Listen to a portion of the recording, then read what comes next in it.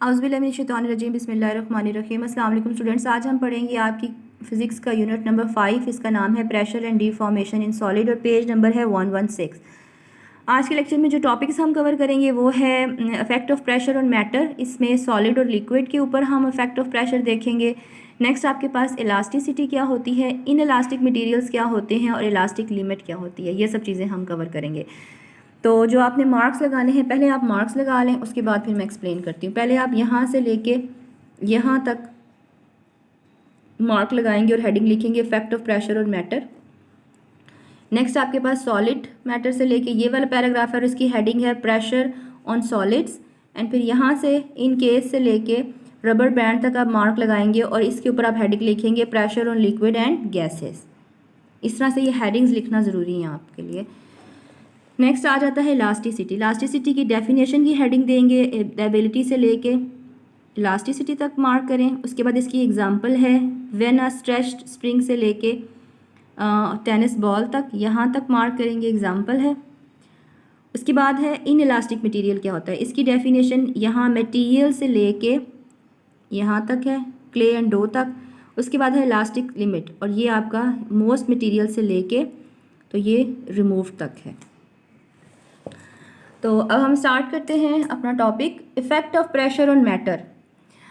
Matter के बारे में आपको पता है कि मैटर जो होता है वो एटम से और मॉलिक्यूल से मिलके बना हुआ होता है। और हम जब एक्सटर्नल फोर्स लगाते हैं किसी भी मैटर के ऊपर, जैसे कि एक्सटर्नल फोर्सेस में आपके पास 3 तरह की फोर्सेस आपकी बुक में बताई हैं, वेट, प्रेशर और हीट। ये एक्सटर्नल फोर्सेस अगर हम ये लगाते हैं तो मैटर की डायमेंशंस चेंज हो जाती हैं। डायमेंशंस के अंदर साइज़ भी आ जाता है, शेप भी आ जाता है, ओरिएंटेशन भी आ जाता है, तो ये चेंज हो जाती हैं। बस ये आपने याद करना है कि प्रेशर का ये इफ़ेक्ट होता है मैटर के ऊपर। अच्छा, अब कौन से मैटर पे क्या इफेक्ट होता है वो हम अभी पढ़ेंगे। जैसे सॉलिड्स की बात करते हैं, नेक्स्ट पैराग्राफ में आपके पास है प्रेशर ऑन सॉलिड। तो सॉलिड मटेरियल जो होता है उसके एटम्स के बारे में आपको पता है कि वो क्लोजली पैक होते हैं, उनके दरमियान में इंटरमॉलिक्यूलर फोर्सेस बहुत अच्छी और बहुत ज़्यादा होती हैं, जिसकी वजह से वो आपस में टाइटली पैक होते हैं।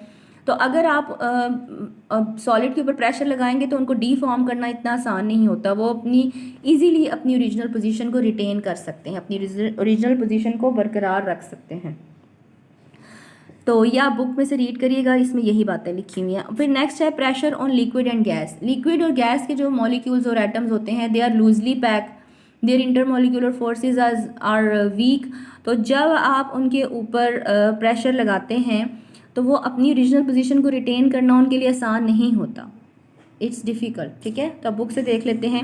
In the case of liquid and gaseous matter, the atoms and molecules are loosely packed and the deformation of this matter take less force as compared to solid. इतनी मुश्किल इंग्लिश लिखने की ज़रूरत नहीं है, you can write down like if you apply external force, it's they cannot retain their original position, your original orientation, original dimension.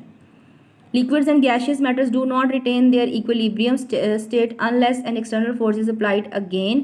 Some examples include a stretched rubber band, etc. ठीक है, उसके बाद आपके पास आ जाता है जी टॉपिक इलास्टिसिटी। ओके, इससे पहले आप अपने माइंड में एक रफ सा आइडिया रखें कि जैसे अगर किसी रबर बैंड को हम पकड़े हैं, उसको हम स्ट्रेच कर रहे हैं, जिस फिगर में दिखाया हुआ है, तो ये हम इस एग्जांपल के हेल्प से ये सारी डेफिनेशंस कवर करेंगे। अच्छा, अब अगर आप इस रबर बैंड को देखें जो हाथ में पकड़ा हुआ था, उसको स्ट्रेच करते हैं तो कुछ टाइम के बाद अगर आप उसको छोड़ देते हैं तो वो जिस शेप में था उस शेप में, ओरिजिनल शेप में वापस आ गया। तो इलास्टिसिटी, इसका मतलब हम क्या कहते हैं कि रबर बैंड के अंदर ये इलास्टिसिटी है, ये इलास्टिक मटेरियल है। तो अब हम इलास्टिक मटेरियल की डेफिनेशन देखते हैं। A material, the ability of a deform body to return to its original shape and size when the deforming force are removed is called elasticity. किसी भी ऑब्जेक्ट की वो वाली इलास्टिसिटी, कहते हैं ना कि हम इस रबर बैंड में तो अच्छी इलास्टिसिटी है, फिर अगर वो टूट जाता तो हम कहते हैं नहीं इसकी इलास्टिसिटी अच्छी नहीं थी। तो बेसिकली क्या होता है, इलास्टिसिटी एक एबिलिटी होती है किसी भी ऑब्जेक्ट की कि जब हम उसके ऊपर से डीफॉर्मिंग फोर्स को रिमूव करें तो वो अपनी ओरिजिनल डायमेंशन में वापस आ जाए। डायमेंशन मतलब शेप और साइज़ में वापस आ जाए। तो this ability is called elasticity of material. और फिर उसके बाद इसकी एग्जांपल्स हैं, यहाँ से लेके हमने यहाँ तक मार्क की हैं। When a stretched spring is released, it comes back to its original form. When a tennis racket hits a tennis ball, the shape of the ball is distorted or deformed, but it regains original shape when bounce off the tennis ball, वो अपनी दोबारा से shape retain कर लेता है ना original वाली, जब हम उसको बाउंस ऑफ हो जाता है वो बॉल।